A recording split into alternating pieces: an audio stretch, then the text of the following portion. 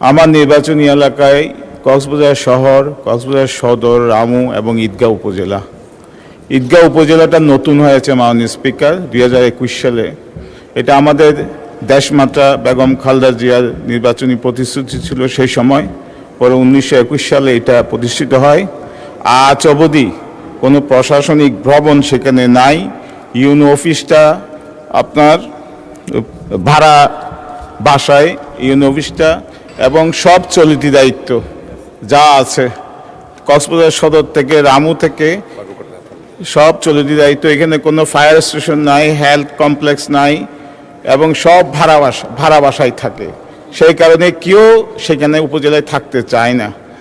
তাই আমি স্থানীয় সরকার, মাননীয় স্থানীয় সরকার এবং পল্লী উন্নয়ন এবং সমবায় মন্ত্রী জনাব আমাদের মহাসচিব জনাব ফখরুল ইসলাম আলমগীর সাহেবের কাছে আমার অনুরোধ থাকবে যাতে জরুরি ভিত্তিতে প্রশাসনিক অবকাঠামো উন্নয়ন এবং সেখানে রাস্তাঘাটে যাতে উন্নয়ন করা হয়।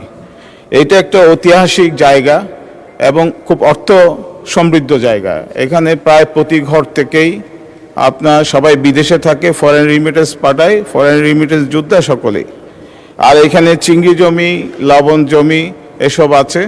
তো এইখানে যত বেশি আপনারা উন্নয়ন করবেন, যত বেশি বিনিয়োগ করবেন, তত বেশি আয় হবে সরকারের। তো এই বিষয়ে আমি সংশ্লিষ্ট মন্ত্রণালয় সকলের দৃষ্টি আকর্ষণ করছি। ধন্যবাদ মাননীয় স্পিকার আপনাকে।